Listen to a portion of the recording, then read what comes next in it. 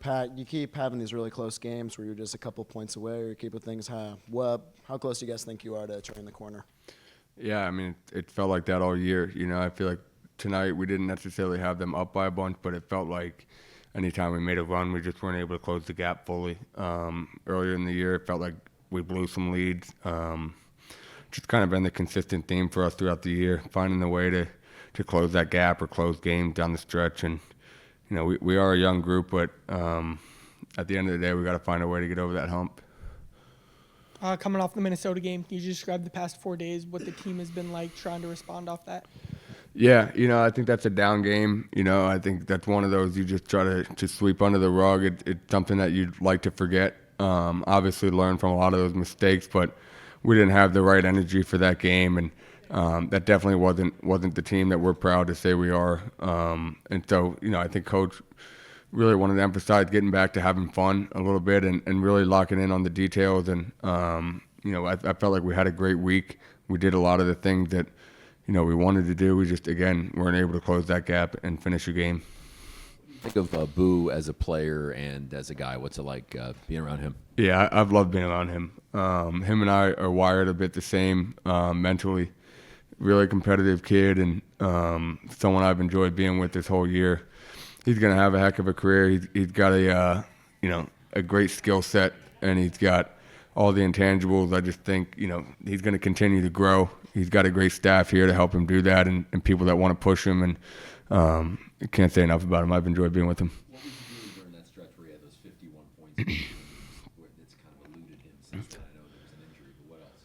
Yeah, I think whenever you're out that long, the team kind of reinvents itself over that long of a stretch, and so I think he was forced to kind of jump back in the lineup and figure out where his shots would come in and where his kind of flow would end up, and so that's not easy to do for anybody. I don't necessarily think he would blame it on the injury. I just think it's more so trying to find that rhythm again.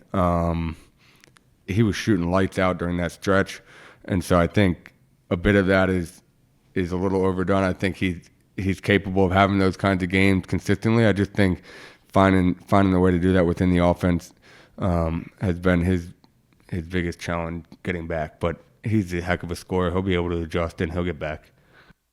Pat, you mentioned before, aside from the Minnesota games, you guys have been scrappy. You've fought back. You made runs to stay in it. What's the mindset of this team going into the last 2 weeks or so of this regular season? I think we're looking to the next game. We haven't really talked about the Big Ten tournament or anything like that down the stretch. The next game's Nebraska, and whether people think so or not, it's a big one for us. We know what that means for the standings, and as a prideful group, we want to make sure that we come out of that game with a win. And so we're going to lock in these next few days, obviously get some rest tomorrow and really grow from what we had today. But at the end of the day, we're focused on that next game, Nebraska, and really want to come out with a W.